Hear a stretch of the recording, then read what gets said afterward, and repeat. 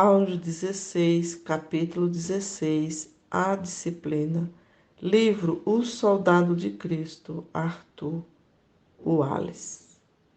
Se a disciplina for fraca, até o exército mais bem equipado estará sujeito ao colapso, caso venha a se defrontar com dificuldades ou adversidades. É claro que disciplina é uma palavra impopular numa sociedade em que a autoridade está sendo questionada e minada. Aqui, o soldado cristão deve se posicionar em oposição total ao espírito da época. Somos chamados para ser discípulos, ou seja, pessoas disciplinadas. Trata-se de um elemento vital na militância cristã. É uma verdade de máxima importância que não vivemos debaixo da lei, mas debaixo da graça de Deus. Romanos 6, 14. Isso está libertando muitos de uma vida cheia de frustrações e conflitos, levando-os à vitória. A tentativa de viver a vida cristã por meio de regras e regulamentos só leva a derrotas e frustrações. Para a liberdade foi que Cristo nos libertou, exclama Paulo. Permanecei, pois, firmes e não vos submetais de novo a jugo de escravidão. Gálatas 5:1. Mas não podemos esquecer que Paulo continua dizendo: não useis da liberdade para dar ocasião à carne. Gálatas 5:13. Quando a liberdade leva à permissividade, acaba-se caindo na pior espécie de escravidão. É muito bom, apertar o acelerador. Mas, se você não souber usar devidamente o freio, terá problemas logo adiante.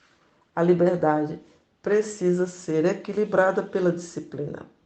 A criança precisa ser, pelos pais e professores, disciplinada. Mas o objetivo é apenas ajudá-la a se disciplinar e, assim, ter condições de assumir responsabilidades. Como poderia controlar outras pessoas se nunca aprendesse a se controlar? Assim é o autocontrole, ou, para usar o termo bíblico, o domínio próprio, que desejo discutir nesse capítulo. Isso significa, em primeiro lugar, enfrentar as tentações do corpo. Nosso corpo só é mau enquanto é dominado por nossa natureza decaída. A graça nos liberta desse domínio. Romanos 8, 1-4. Então, o corpo passa a ser um instrumento para a realização do plano de Deus. É como um telefone pelo qual o mundo se comunica conosco e nós com o mundo. Essa é a razão pela qual somos conclamados a apresentar nosso corpo a Deus. Romanos 12, 1. Para que Cristo possa se expressar por nosso intermédio.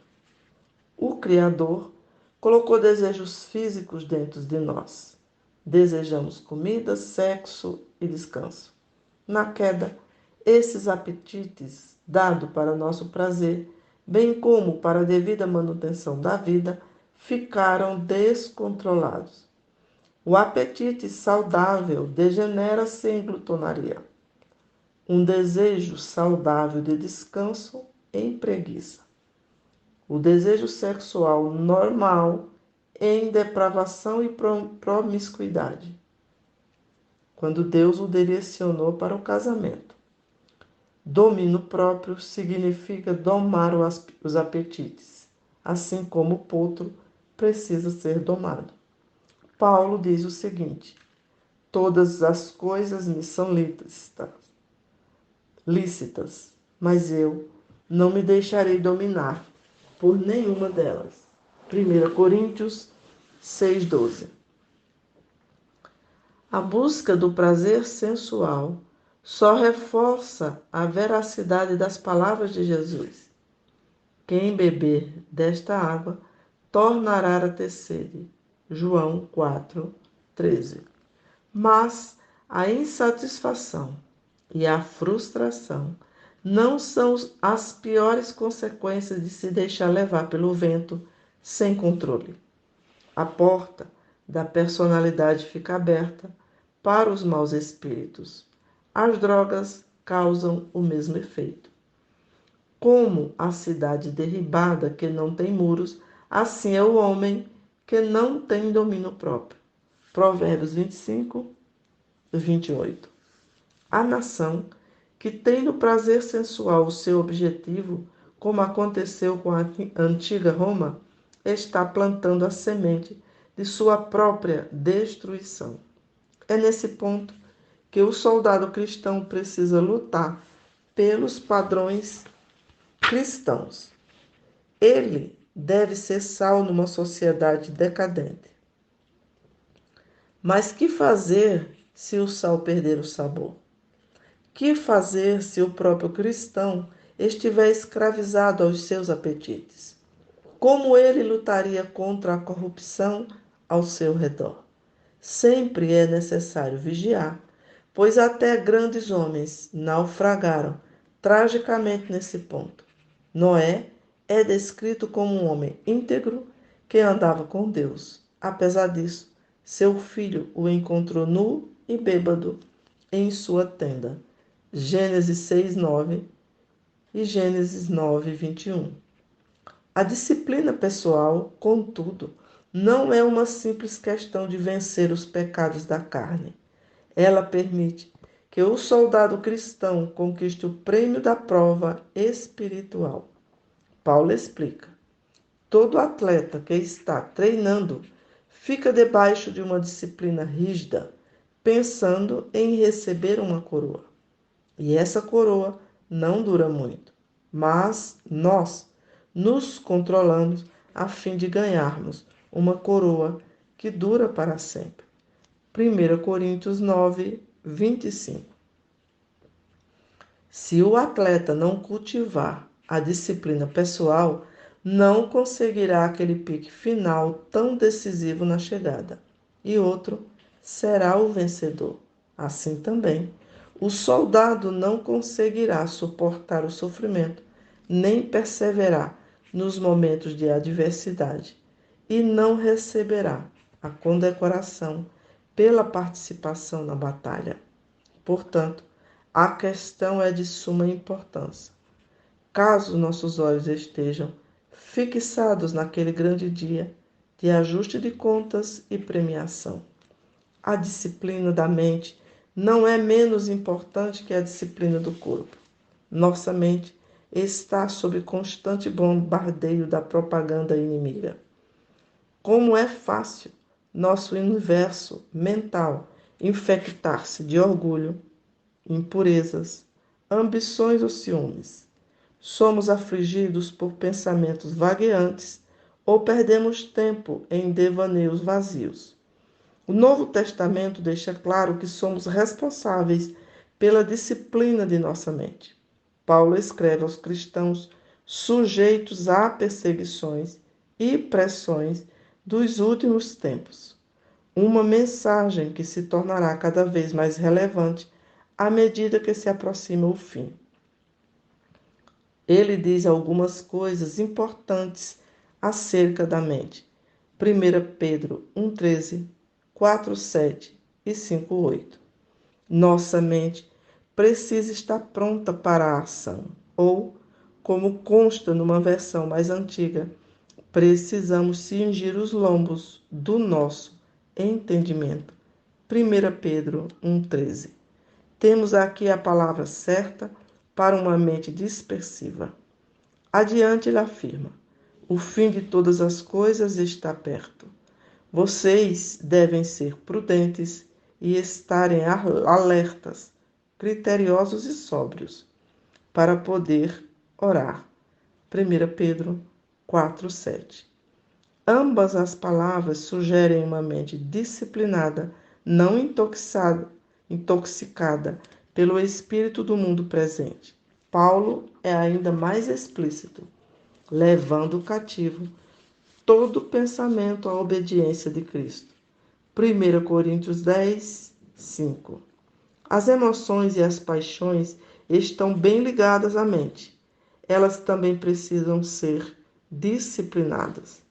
Na visão de Pátimos, João vê o Filho do Homem glorificado, cingido à altura do peito, com uma cinta de ouro. Apocalipse 1,13. Ou seja, suas paixões e emoções são controladas por seu caráter divino.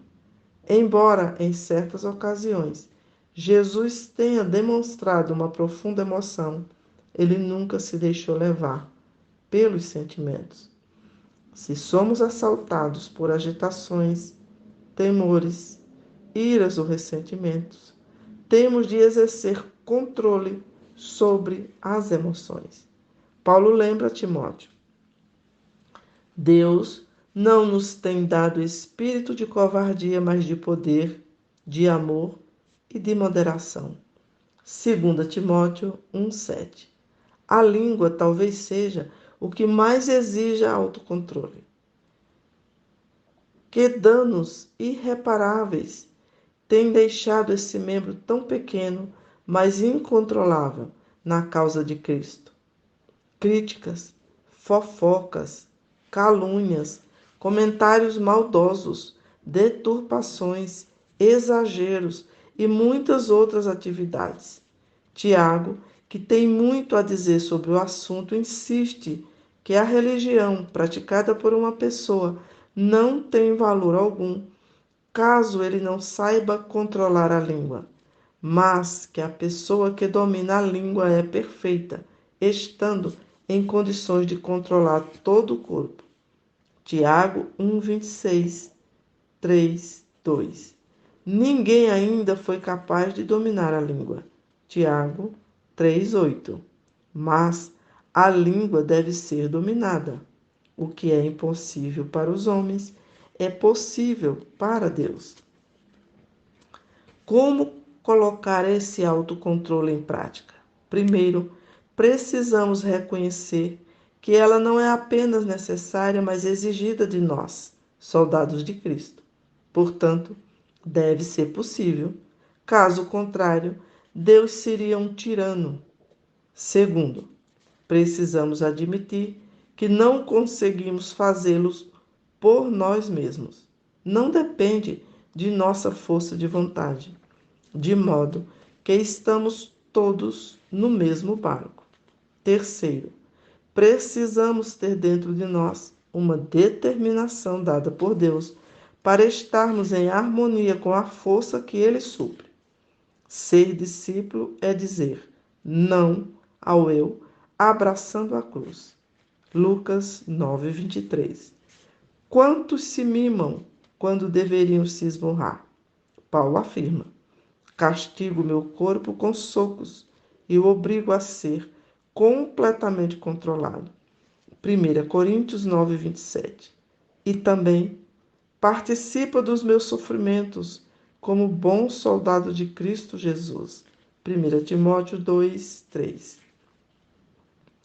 Agostinho falou em ter para com Deus um coração de fogo, para com os homens um coração de amor e para consigo mesmo um coração de aço. Para terminar, precisamos reconhecer que a cruz e a habitação do Espírito são fatos reais. Volte para o início de Romanos 6. Lembre-se do que aconteceu conosco na morte de Jesus. Siga para o capítulo 8 e leia a declaração triunfante de Paulo. Porque a lei do Espírito da vida em Cristo Jesus te livrou da lei do pecado e da morte. Romanos 8:2. Lembre-se, o autocontrole, força interior, não é fruto do nosso esforço, mas fruto do Espírito. Gálatas 5:22.